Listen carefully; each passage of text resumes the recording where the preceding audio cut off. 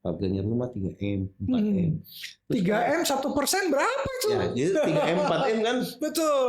Wah, 3M, 4M 40 juta Wah. satu rumah. Saya pengen banyak uang, pengen kaya kan. Oke. Oh ya, di sini tempat kamu. Dia bilang begitu sama saya. Kita memanfaatkan teknologi. Ada orang bilang AI, apa istilah kita takut dengan AI. Itu semua kan kita yang kontrol. Yeah. Di medsos, tempatnya saya bertemu dengan orang tidak terbatas ruang dan waktu. Setuju. Jadi saya pernah bilang ya, saya kan passing digital namanya. Dulu itu istilah saya ke teman-teman. Ini kan masa COVID. Itu jualan parah istilahnya. Hancur sekali. Betul. Banyak orang batal. Tapi di situ saya jual 9 unit. Justru zaman waktu COVID jualan 9 saya jualan 9 unit. Harga paling murah berapa waktu itu? Ya 1M.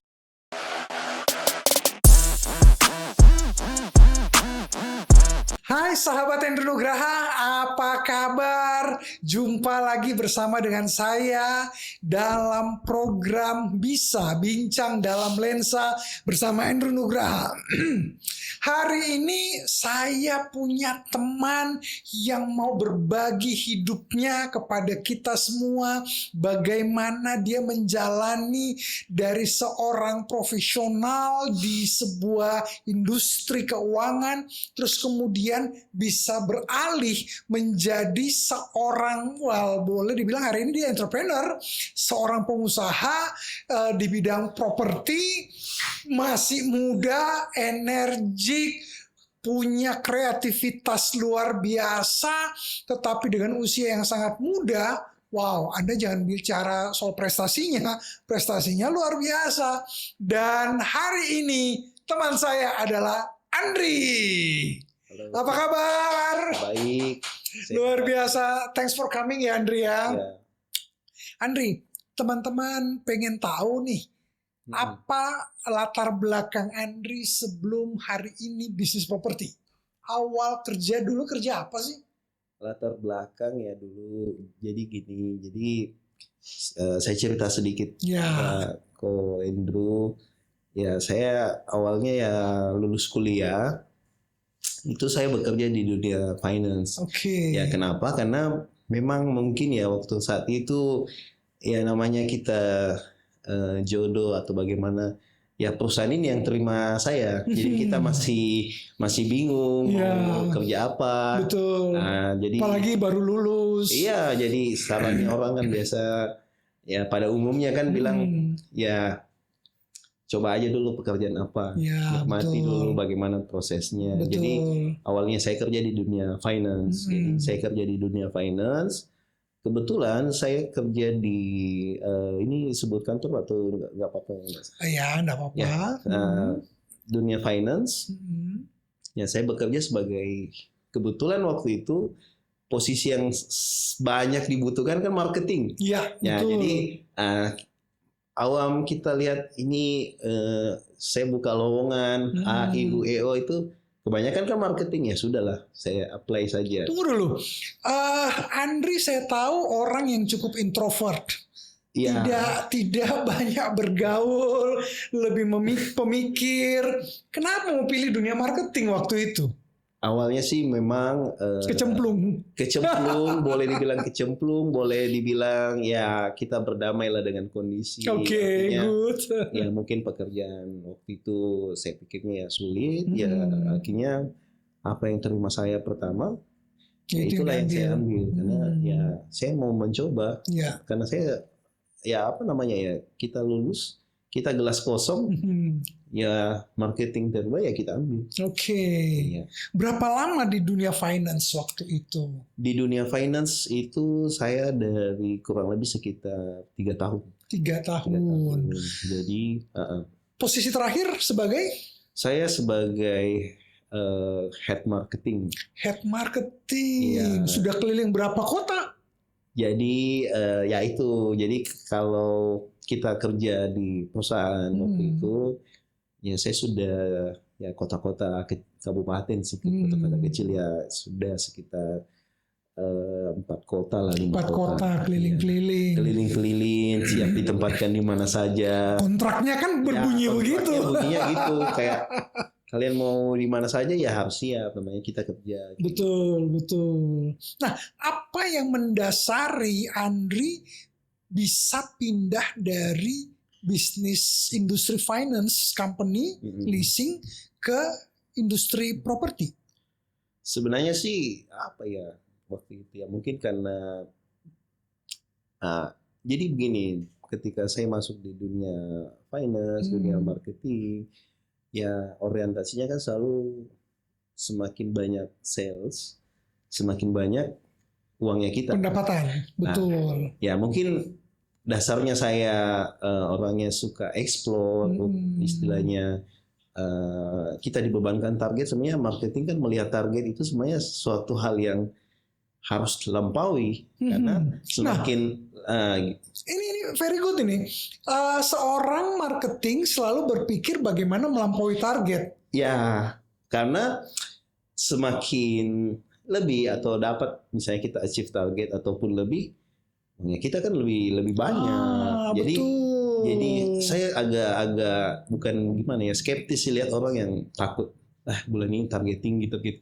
Itu target kan sebenarnya perusahaan membuat target itu untuk kita istilahnya sesuatu yang enak sih buat kita kalau kita target. Karena yang capai, yang dapat komisinya kan juga si marketing itu. Betul. Jadi kalau kita nggak dapat kan artinya apa ya? Kita nggak dapat bonus. Justru kita berterima kasih kita dapat di target begini, kita dapat lebih tambahan, bahkan kalau lebih dapat lebih lagi. Betul. Nah, jadi saya sambung, mungkin ya saya lihat di dunia finance, kadang ya kita manusia ya, biasa pengen lebih. Ya. Nah, jadi mungkin pada saat itu saya rasa ya mungkin faktor pindah-pindahnya juga sama, mungkin saya sudah tahu limitnya itu di mana. Jadi mungkin saya rasa selama 3 tahun saya sudah tahu skemanya marketing itu, intinya produk bagaimana. Mungkin saya harus ya pengen lebih, pengen berkembang. Dan di sini saya sudah tahu limitnya. Misalnya contoh ya, dulu saya kerja di marketing misalnya di motor. Kita jual motor satu misalnya, atau misalnya jual leaseback kayak gitu kan, kita dapat 300.000 misalnya. Satu motor. Nah, artinya kalau kita pengen 30 juta misalnya, kita breakdown saja lah, kita bagi saja kan.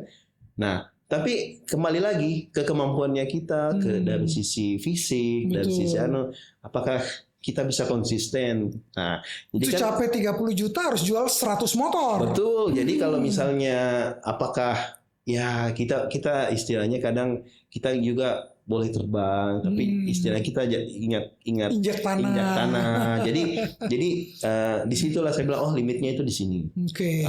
Jadi mungkin ya itulah yang kita sudah paham konsepnya marketing, dapat target, dapat fee lebih banyak, dapat komisi. Ya kalaupun mau lebih ya kasih lebih lagi. Tapi kembali lagi ke kita punya kondisi, ke diri kita, fisiknya kita. Jadi itulah mungkin salah satu alasan. Dan mungkin dari sisi yang kedua ya karena mungkin saya sudah pindah-pindah dan saya ingin kembali ke kampung halaman kayak gitu, karena keluarga kayak gitu. Akhirnya itulah yang membuat titik balik untuk mulai cari pekerjaan lain. Ya. Gimana ceritanya sampai bisa memutuskan masuknya di dunia properti? Jadi begini, sebenarnya sih waktu itu saya sempat ya. Ini ceritanya sebenarnya agak lucu. Jadi singkat cerita ya, saya ini ya namanya kita marketing kebanyakan di lapangan. Nah di lapangan itu kebetulan saya bertemu sama teman saya. Teman saya itu saya ingat itu dia kurang lebih kayak siang lah gitu, jam-jam 1, jam-jam 2. Jam 1, jam 2 siang. Kita lagi naik kendaraan, saya naik motor waktu, dia juga naik motor. Tapi dia pakai baju olahraga di siang hari gitu kan. Padahal itu jam kerja. Nah, di situ saya menyapa kan, saya bilang,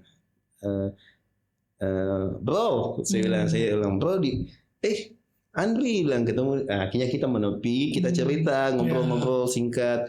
bilang, dari mana? Saya bilang, dari kantor. Saya bilang, oh di kantor. Kenapa pakai? Oh saya mau nge-gym. Siang hari pakai celana pendek mau nge-gym. Betul. Jam kerja. Wah, jangan-jangan bapaknya pengusaha. Nah, tapi dia bilang lagi nge-gym kan. Saya nggak tahu ya regulasinya atau bagaimana. Bilang, kerja aja. Tapi nanti kita pulang ke kantor. Saya bilang, kerja apa? Saya bilang ya, karena kita penasaran kan. Betul. Kita ini dari datang jam 7, keliling-keliling, cari nasabah, cari anu. Nah, dia pakai celana pendek, nge-gym lagi. Semua juga sih. Santai banget gitu hidupnya. Saya kerja di di properti. Pada saat dia bilang di properti, di developer. Dia bilang, iya. Oh jadi fleksibel aja karena ya namanya marketing kan. Iya. Dia, saya bilang, wah ini kayak enak, kayak jam kerjanya bisa nge-gym, bisa apa gitu kan, artinya bisa menyalurkan hobi. Betul. Nah, singkat cerita ya kita basa-basi, kita cerita, akhirnya kan pulang. Nah, tapi saya masih penasaran. Saya telepon malamnya bilang, oh di developer apa gitu, gimana? Nah, disitulah teman jelaskan, saya kerja di developer, boleh disebut? Boleh. Saya kerja di Citraland. Nah, terus ini marketing memang mungkin ada waktunya, kadang ada lagi kosong, ada lagi canvassing. Mungkin dia sudah selesai canvassing, jadi dia mungkin olahraga dulu. Terus alur kerjanya bagaimana? Saya bilang, ya tugasnya jual rumah. Terus kalau kita jual rumah, apa yang kita dapatkan? Kita dapat komisi. Jadi saya tanya, kalau misalnya rumahnya harga, kita kan taunya rumah 500 juta, kan kayak rumah kita gitu kan. 500 juta dapat misalnya, dapat 5 juta misalnya.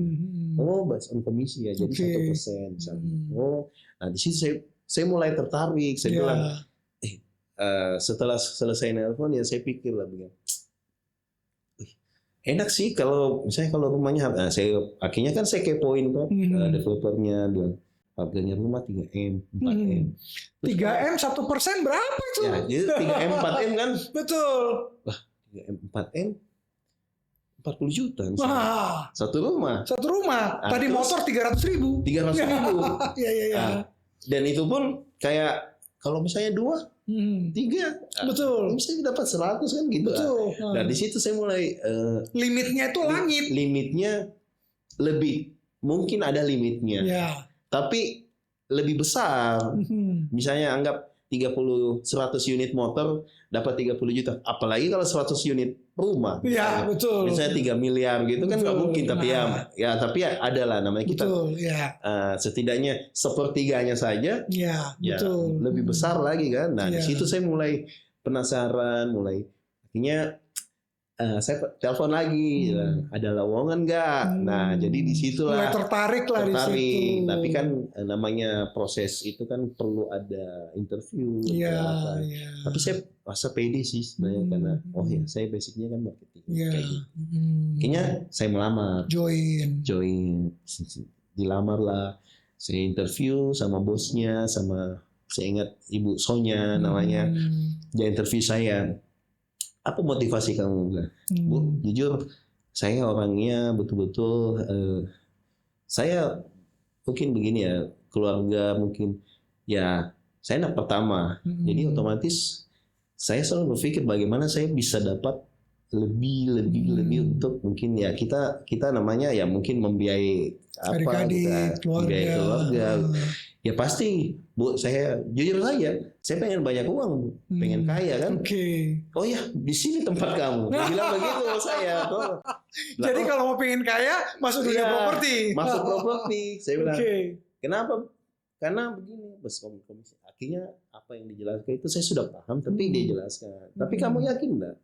Kamu harus siap begini. Kamu harus istilahnya bertemu dengan orang. Di situ dia menjelaskan bahwa kita ada prinsip profesionalisme, integritas dan lain-lain. Nah, disitulah saya berpikir bilang, kayaknya saya mau masuk di ini. Tapi saya menjual diri saya istilahnya, bukan menjual dalam artian buruk. Saya bilang, Bu, beri saya kesempatan, saya bisa buktikan bahwa saya bisa, mohon terima saya. Ya, oke, nanti tergantung ya dari HRD. Tapi saya lihat semangat kamu bagus. Oke lah, ya sudah, terserah itu. Ya mungkin 1 minggu, aduh, dalam tidak ada panggilan. Ya, tidak ada panggilan, tabungan menipis. Ya sudahlah. Jadi saya sempat mengalami masa-masa sulit juga. Nah di situ yang membuat kita lebih akhirnya saya diterima. Ya itulah masuk di situ untuk pertama kalinya di 7 tahun lalu lah. 7 tahun di tempat yang sama? Di tempat yang sama. Wow. 7 tahun lalu, maaf, tunggu. 2018 lah. 2018 ya, kurang lebih 7 tahun yang lalu. Betul. Nah, dari diterima sampai closing pertama kali jualan rumahnya di perusahaan itu kan bukan barang rumah subsidi yang harga cuma 100 juta 200 juta ya. Ya, jadi gini, saya rasa sih di dunia marketing sebenarnya prinsipnya tetap sama. Kayak kita menjual produk. Nah, di dunia semakin besar, menurut saya semakin besar produknya, semakin cepat kita achieve ya targetnya kita. Misalnya kita pengen dapat 100 juta. Ya, kita cari misalnya semua barang ini, anggap TV ini komisinya 1%. Ya untuk dapat 100 juta ya harus barangnya lebih besar. Iya, supaya bisa lebih mudah dapat 100 jutanya. Nah, kalau saya mau misalnya jual contoh ya kayak barang di Shopee, misalnya untungnya anggap Rp1.000 ya, untuk dapat 100 juta saya harus berapa ratus ribu barang yang saya jual. Nah di rumah ya kayak begitu yang saya terapkan. Nah ketika dapat closing pertama saya jujur dapat closing pertama saya itu dari daerah tempat saya kerja dulu. Oh, di mana? Jadi daerahnya di Kolaka namanya. Oke, Sulawesi Tenggara. Sulawesi Tenggara. Jadi justru itu adalah customer pertama yang closing. Iya, jadi kita punya, jadi begini di dunia properti kadang kita sistemnya jemput bola. Iya. Nah, di situ kebetulan ada kegiatan, kita harus ke kota-kota. Nah, saya menyarankan, saya Bu pengen ke kota tempat saya kerja dulu, karena saya istilahnya sudah kenal, mungkin tidak terlalu lama, hanya 8 bulan, tapi saya agak cukup mengenal lah orang-orang yang istilahnya berpotensi. Ya, saya ke sana. Nah di situ saya pulang. Yang lucunya saya nggak dapat sebenarnya orang yang saya kasih. Jadi saya di sana itu kayak ya orang yang saya targetkan justru tidak dapat. Tapi dapat yang lain. Yang dapat itu paling lucu. Saya dapat 2 malahnya di situ. Langsung 2. Pertama, gara-gara brosur saya di mobil. Yang kedua, saya di toko menawarkan yang target saya. Yang mendengar yang di samping, dia bilang, "Oh coba lihat." Justru yang dengar itu yang mau. Betul. Jadi yang mendengar itu bilang, "Dek, coba jelaskan ke saya. Ini yang di sini ya lokasinya." Bilang, "Iya." Tapi karena awam, karena ya itu saya butuh mentor. Saya waktu itu kan, saya baru 1 bulan loh, belum. Jadi kebetulan ketemu sama teman. Ya teman yang bantu. Di situ saya amati. Oh gini ya, apa yang dibilang. Jadi saya orangnya pengen belajar waktu itu. Jadi saya serius bilang gini. Nah, waktu balik, ya satu-satu itu istilahnya kita sebutnya closing lah di situ ya. Jadi closing langsung 2. Closing langsung 2 di situ. Hanya dalam waktu 1 bulan. 1 bulan. Luar biasa. Di situ ya bos saya bilang, "Oh ya, coba kembangkan terus idenya bagaimana." Nah, ya itulah berlanjut di situ. Teman-teman, jadi kalau selama ini teman-teman berpikir, waduh saya sudah coba kok gagal. Sama seperti tadi yang Andri katakan, dia mau menuju ke 1 orang tapi justru orang lain yang jadi closingannya. Jadi di dunia sales marketing, segala sesuatu itu possible, segala sesuatu itu mungkin. Jangan batasi kemampuan kita hanya untuk satu hal. Karena yang kita tuju mungkin tidak bisa, tetapi justru yang lain-lain yang bisa. Saya punya prinsip ini. Satu pintu tertutup, akan ada pintu-pintu lain yang Tuhan buka. Tapi jangan fokus pada pintu yang tertutup saja. Seringkali kita mau menuju ke sesuatu yang fokus kita hanya pintu tertutup itu. Kita akhirnya meratapi pintu tertutup.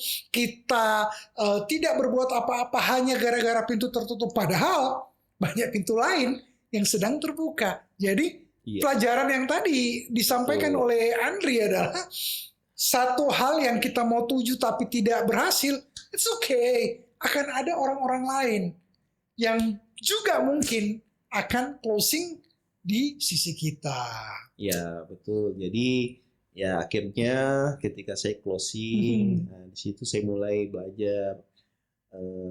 Memang kita dididik untuk disiplin. Ya. Jadi disiplin. Istilahnya marketing pun perlu bekal-bekal kayak disiplin itu perlu. Kenapa? Karena kita bertemu dengan orang-orang yang ya mungkin basicnya mereka disiplin. Jadi dia pengen juga ini kan begini, bisnis di properti itu kita apa istilahnya kayak ini trustnya yang orang yang kita pengen. Bisnis kepercayaan. Betul. Karena bagaimana ini kan saya mempercayakan beli sesuatu yang mahal. Yes. Otomatis kalau kita sebagai pribadi yang tidak mencerminkan trust issue ini orang tidak autan, ini orang tidak janji tidak tepat waktu, tidak komitmen apa yang disampaikan, ya bagaimana? Betul. Makanya kita waktu kerja itu lebih dibilang sih kayak militer juga sih. Nah, kalau ada kan kalau kita in-house kan kita pameran. Kalian datang pameran tepat waktu, nggak boleh tinggalkan ini. Oke, jadi kita sudah terekam kan. Oh, memang komitmen waktu. Kita harus begini. Kita nggak boleh menjanjikan ini, tidak boleh ini. Di situ kita belajar. Karena di bisnis properti ini sedikit istilah begini.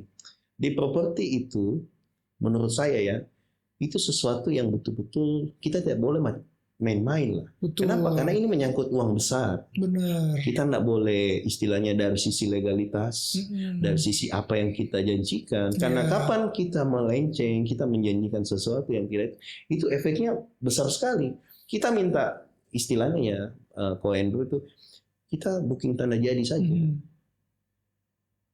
Orangnya tidak kompeten, itu kan uangnya orang hangus. Iya, betul. Itu kan kasihan gitu. Kalau misalnya kalian istilahnya karena mungkin istilahnya apa ya namanya, kita tidak terlalu, kita mengutamakan lebih bagus tanda jadi aja dulu lah. Kalian enggak analisis dengan bagus, tidak background check, ternyata slip OJK-nya tapi karena kalian merasa oh ini bisa betul-betul harus ada sense-nya gitu kayak ini nggak bisa, ini tidak bisa, dan kita harus ada istilahnya ada kemampuan untuk menolak. Betul. Kalau memang nggak bisa ya udah. Betul. Sudah stop gitu. Dan sebagai orang sales marketing, kadang-kadang kan kita closing satu orang, tetapi orang berikutnya adalah hasil referensi dari orang pertama yang kita closing. Ada keluarganya, ada sepupunya, kemenakannya.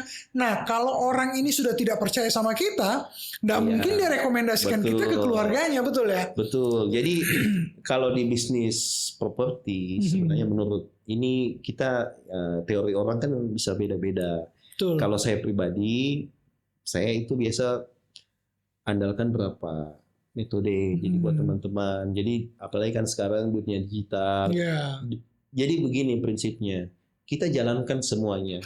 Kita petik satu buah di satu sumber. Ya, itu potensinya kita lebih besar. Betul. Ketika kita misalnya berharap, contoh ya, anggap ini nasihat mungkin buat marketing properti yang developer. Kalau mereka mengandalkan customer yang datang ke kantor, kan benefitnya kerja di developer kan kita didatangin. Iya, betul. Tapi dia enggak cari ide lain, ya sudah. Dia cuma metik di satu pohon. Yes. Nah, saya waktu di dalam, saya andalkan berapa pohon gitu kan. Ya. Saya jaga kantor, saya dapat. Saya main di Facebook Ads, media sosial dan lain-lain. Ya. Itu pohon kedua. Pohon ketiga mungkin referral dari orang hasil pelayanan. Betul. Pohon keempat mungkin canvassing. Tapi ya pohon keempat mungkin tidak sebesar pohon pertama. Effortnya saya. Betul. Jadi ketika satu pohon menghasilkan misalnya dari orang jaga kantor kita dapat 1, dari iklan dapat 2. Betul. Itulah kadang marketing yang bisa jual sampai 5 unit, 10 unit ya.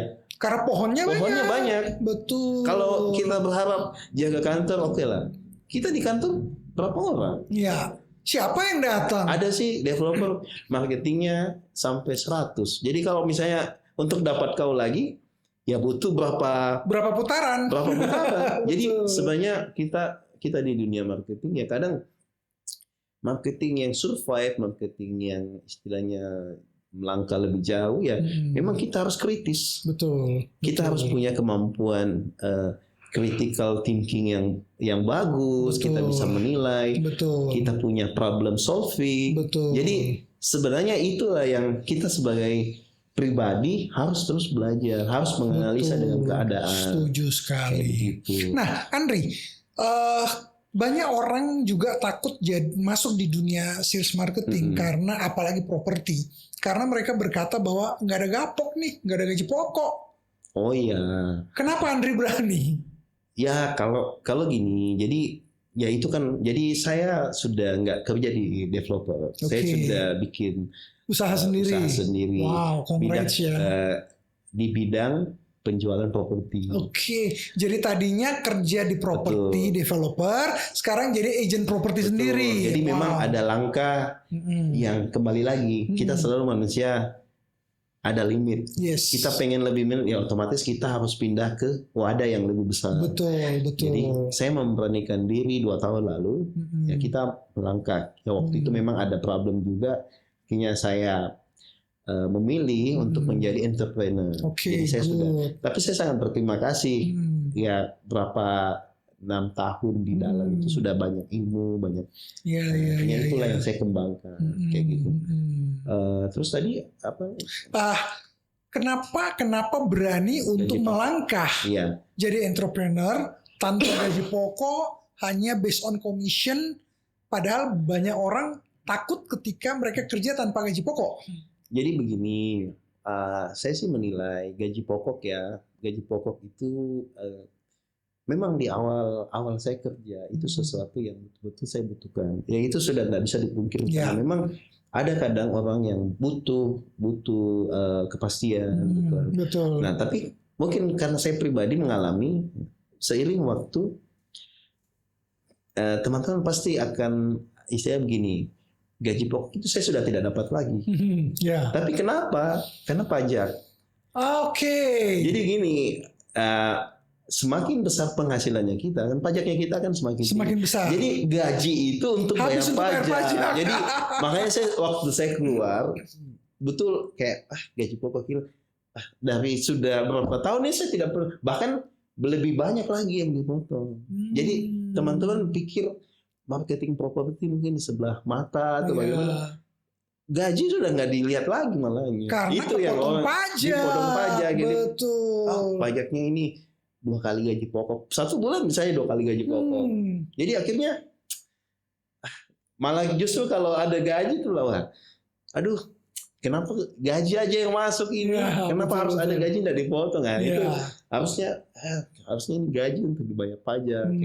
Nah itulah yang istilahnya mindsetnya kita. Jadi memang mindset menjadi seorang agent properti itu harus benar-benar clear ya, bahwa yang dicari bukan gaji pokok, tetapi sebuah komisi atas pencapaian. Betul. Jadi ini kembali lagi ya. Jadi marketing mungkin kembali lagi dari jiwa. Tapi saya bilang kalau marketing itu sih sebenarnya ya jalan singkat untuk jadi kaya. Betul. Karena gimana ya? Kita mau jadi apalah istilahnya ilmu-ilmu praktikal misalnya kayak kedokteran itu kan butuh waktu. Ya, betul. Nah kalau misalnya basicnya kita berdamai lah intinya dengan kondisi. Saya nggak bisa menyalahkan kondisi yang sudah terjadi. Saya dulu begini, saya kerja begini, saya dari kuliah begini. Tapi apa yang bisa kita kendalikan kan yang selanjutnya. Betul. Ya. Sekedar menyalahkan masa lalu tidak ada gunanya. Tidak ada gunanya. Lebih baik sekarang kita lihat ke depan apa yang kita bisa kerjakan. Betul. Dan saya sendiri sebenarnya cita-cita saya membuktikan bahwa di dunia properti itu kita bisa seperti jabatan praktikal itu. Betul. Jadi ya pionirnya pengen lah ada cita-cita kayak pengen orang bisa melihat dunia properti itu begini. Orang bisa belajar sama saya. Betul. Ya saya sharing caranya bagaimana. Tapi apakah kau bisa ikut atau tidak? Ya itu kembali lagi. Betul. Jadi teman-teman seperti tadi apa yang Andri ceritakan lalu kisah hidupnya. Jangan pernah berhenti belajar karena segala sesuatu bisa aja berubah. Cara menjual dulu, menjual sekarang mungkin berbeda. Cara menjual di target market tertentu dengan target market yang berbeda, tentu caranya berbeda.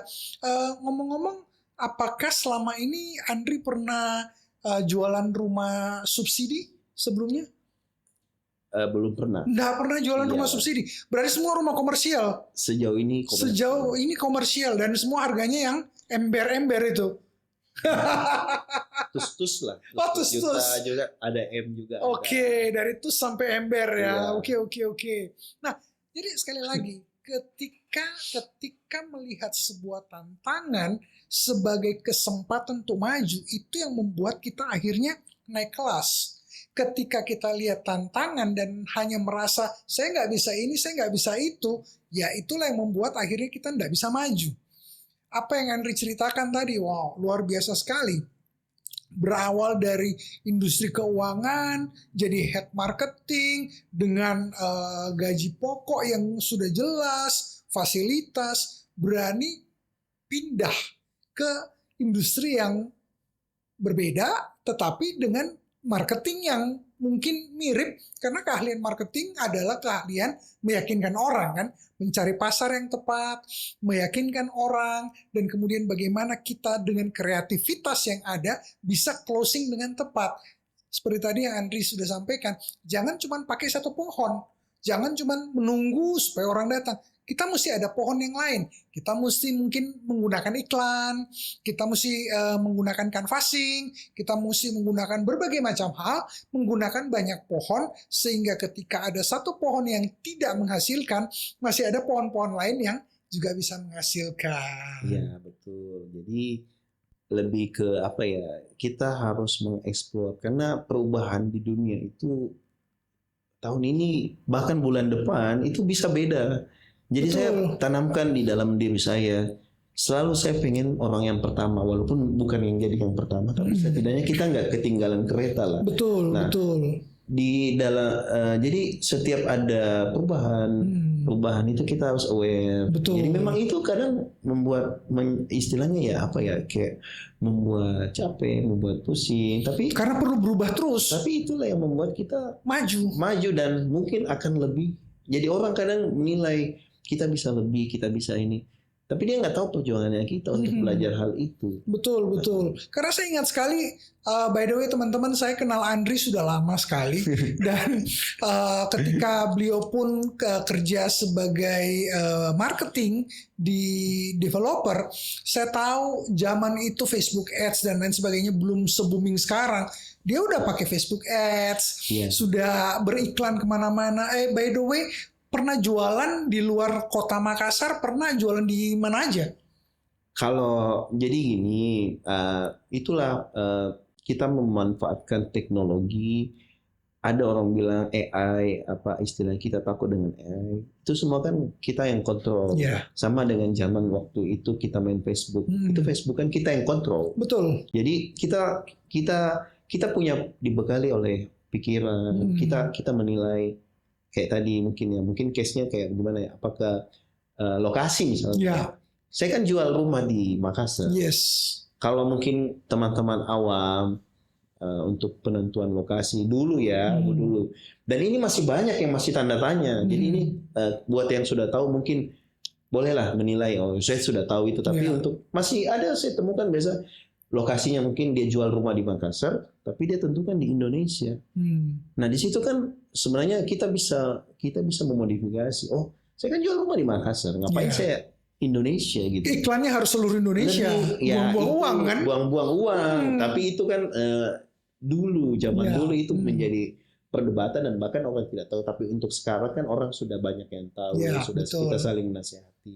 Hal-hal begitu, cuman itu kan jadi contoh. Salah satu case lah, misalnya setiap itu kita teknologi itu kita gunakan, kita analisa. Jadi memang kembali lagi kita pikir, kita kritikal. Analytical thinkingnya mesti jalan. Harus jalan. Jadi betul. Saya rasa sih orang-orang kalau memang pengen, ya memang harus jalan, harus latih, harus push dirinya untuk belajar di hal itu. Kita nggak bisa menerima kayak kita terima ya bagaimana ya kalau kita nggak belajar ya akhirnya susah. Begitu-begitu aja. Begitu-begitu aja. Betul. By the way, kembali ke pertanyaan saya tadi. Pernah jualan rumah yang di lokasi Makassar, tapi jualannya lakunya di daerah mana aja yang pernah Nah, jadi gini. Nah, itulah tadi yang pentingnya pohon. Jadi pohon itu maksudnya kita sebutnya pohon itu sumber. Ya di medsos tempatnya saya bertemu dengan orang tidak terbatas ruang dan waktu. Setuju. Jadi saya pengen cari orang jadi saya pernah bilang ya, saya canvassing digital namanya. Dulu itu istilah saya ke teman-teman. Karena pernah ya waktu zaman saya dulu gini. Saya pernah di developer tempat saya kerja sebelumnya itu. Ini kan masa Covid. Itu jualan parah istilahnya. Hancur sekali. Betul. Banyak orang batal. Tapi di situ saya jual 9 unit. Justru zaman waktu COVID jualan 9 saya jualan 9 unit. Harga paling murah berapa waktu itu? Ya 1M. 1M paling murah. Sampai paling mahal? Kalau saya masih ingat sih dulu COVID kan sudah lama itu ya mungkin sekitar 3,8 4,2 lah. 4,2. Ya. Wow. Jadi di situ terjadi di zaman COVID. Di zaman 2 bulan setelah COVID. Kenapa? Karena orang main medsos. Main istilahnya itulah kita istilahnya begini. Saya percaya di dunia itu ya mungkin kalau pepatah kuno ada istilahnya kayak yin dan yang gitu kan. Kalau ada yang turun, ada yang naik. Betul. Jadi selalu dunia itu seimbang. Betul. Kayak gini kan contoh ya. Misalnya kita melihat dunia saat ini. Oh ini banyak itu kan excuse itu buat orang yang betul-betul yang tapi karena saya sudah ada istilahnya dasar ya, bukan dasar kayak kepercayaan bahwa dunia memang begitu bekerja, ada yang naik, ada yang turun. Jadi pasti ada celahnya yang satu. Jadi kita kalau sudah ini nggak bisa di sini turun, pasti ada yang naik. Nah disitulah itu saya bilang orang nggak akan datang. Jadi saya harus mencari. Saya main medsos. Saya bilang apa ya saya bikin? Saya perbagus tampilannya. Jadi kan saya explore. Orang masih mungkin pakai rumah template. Saya terkenal dulu tidak pernah pakai template dari kantor. Saya buat sendiri. Wow. Kenapa? Karena saya original. Karena saya pengen menyampaikan. Saya pengen orang lihat. Saya menilai si rumah ini kan. Saya suka momennya waktu saya masuk di sini. Ya saya bikin menonjolkan. Jadi itu harapan saya orang lihat dari sisi yang sama. Saya betul. Menarik. Ya sudah. Karena orang membeli rumah kan kadang-kadang orang mau membeli perasaan. Betul. Apa yang saya rasakan terhadap rumah ini. Betul. Nanti keluarga saya seperti apa, mainnya di mana. Jadi ya hal itulah yang bikin saya bikin begini. Otomatis ya saya dapat hasilnya. Mungkin orang bertanya akhirnya itulah dibikinlah. Saya disuruh bikin kayak semacam Zoom untuk menjelaskan di satu Indonesia begini caranya. Begini tekniknya. Sampai dari kantor bikin begitu karena mungkin kayak waktu itu pionirnya sih ini jualan ini. Jadi penjualan itu ketika kita menggunakan itu ya kita bisa jualan dari NTT waktu itu saya dapat dari Malang. Bayangkan saya kerja memang orang di sana, orang Makassar kan beli rumah. Tapi stay di Malang. Betul, tapi stay di Malang. Wow, Dari Papua, dari Maluku dan Padahal nggak pernah ketemu. Nggak pernah. Saya selalu Canvassing digital. Saya selalu closing karena nggak pernah ketemu sama orangnya. Wah. Dan itulah yang pelan-pelan. Nah, jadi ketika kita main itu ya kembali lagi bagaimana membuat orang trust. Yes, betul. Ini sih kepercayaan itu yang susah dibangun. Jadi betul. Marketing itu betul-betul bagaimana membangun kepercayaan hanya lewat chat, lewat telepon.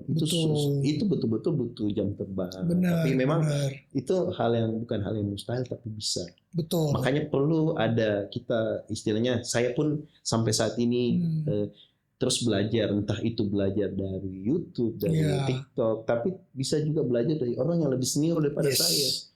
Prinsipnya jadilah gelas terbuka, gelas kosong yang bisa diisi. Benar. Selalu belajar dari orang lain. Dan jangan pernah kita sombong, kita apa, karena memang ya begitulah. Intinya kita nggak tahu yin dan yang itu kembali lagi prinsipnya. Betul. Kadang kita bisa di bawah, kadang kita bisa di atas. Tetaplah kita membalanskan diri. Betul.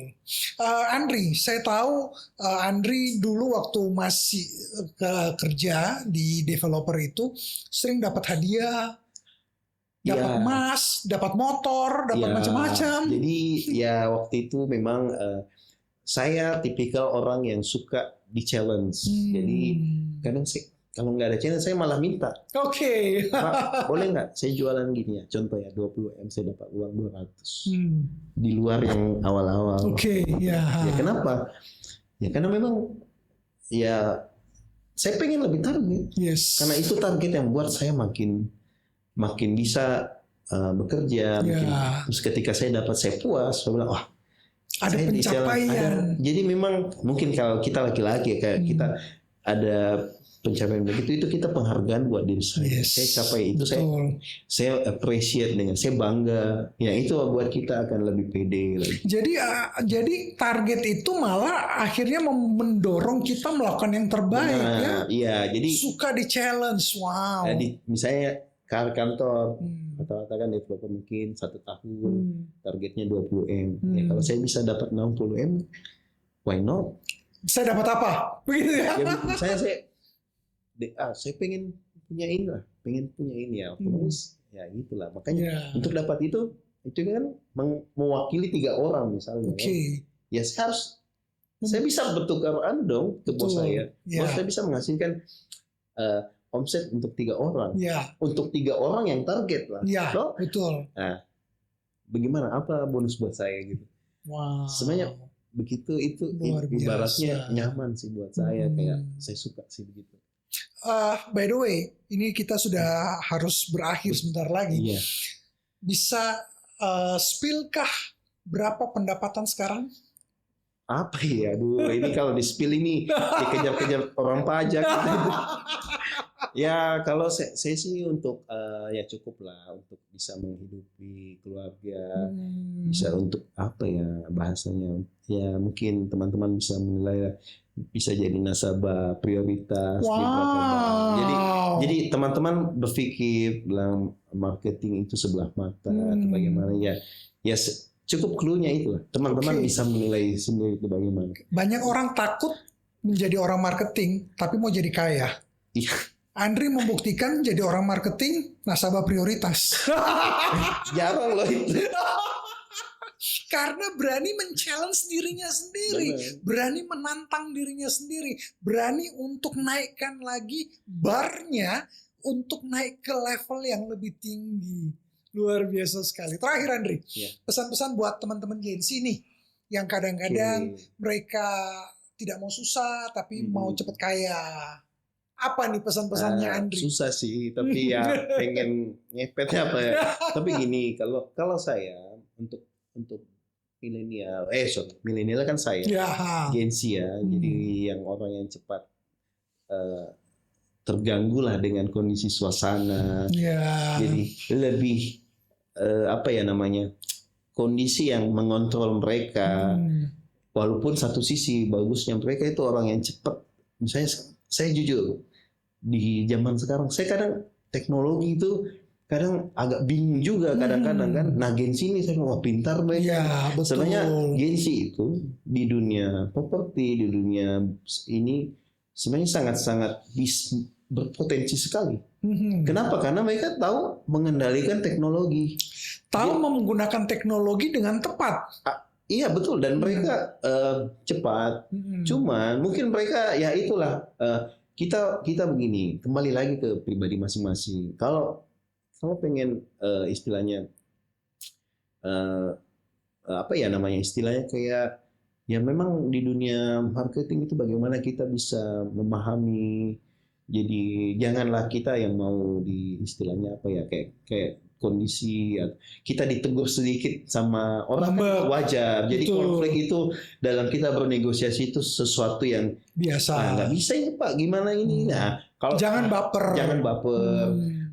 Sedikit-sedikit tempat kerja saya toksik. Betul, tempat kita didetermine apa istilahnya kayak ditekan dengan misalnya begini.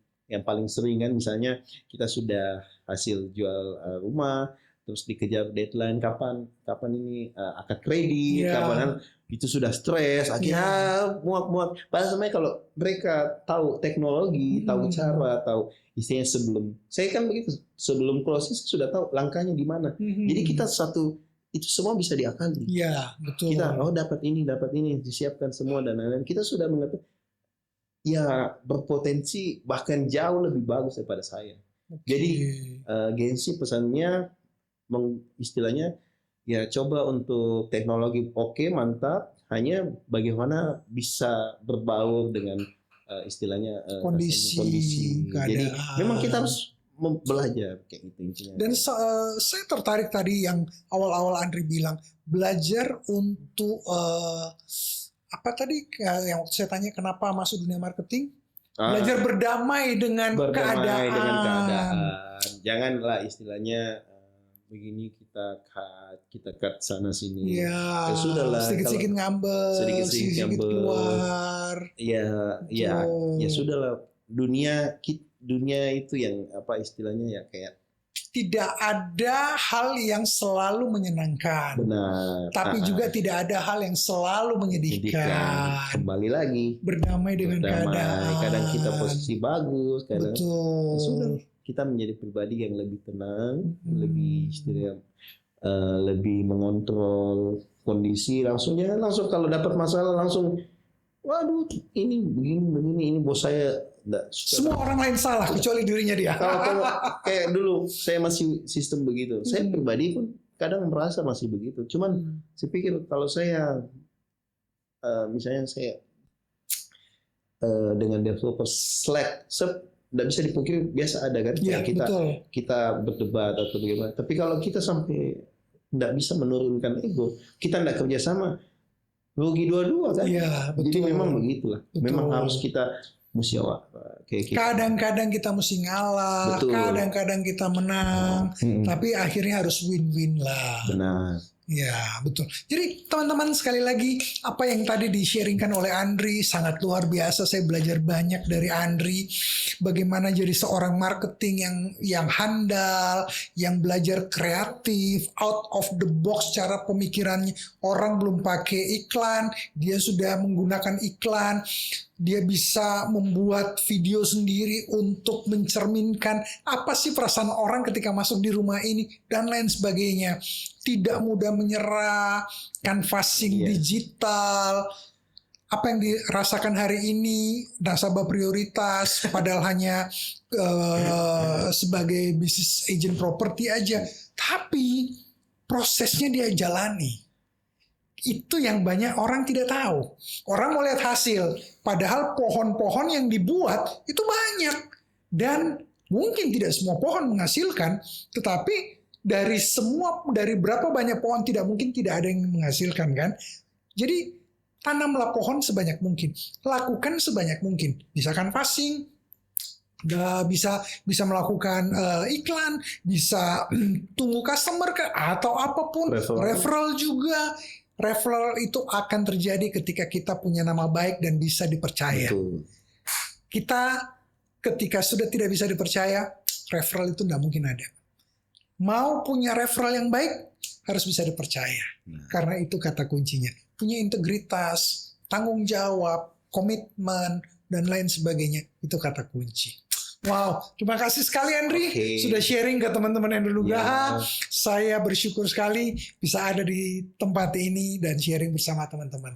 Akhir kata teman-teman, tetap semangat dan jangan pernah menyerah karena apapun yang terjadi selalu ada jalan keluarnya. Ingat, kita tidak dilahirkan sebagai orang gagal, tapi sebagai pemenang. Saya Andrew Nugraha bersama seluruh kru yang bertugas mengucapkan sukses buat kita semua.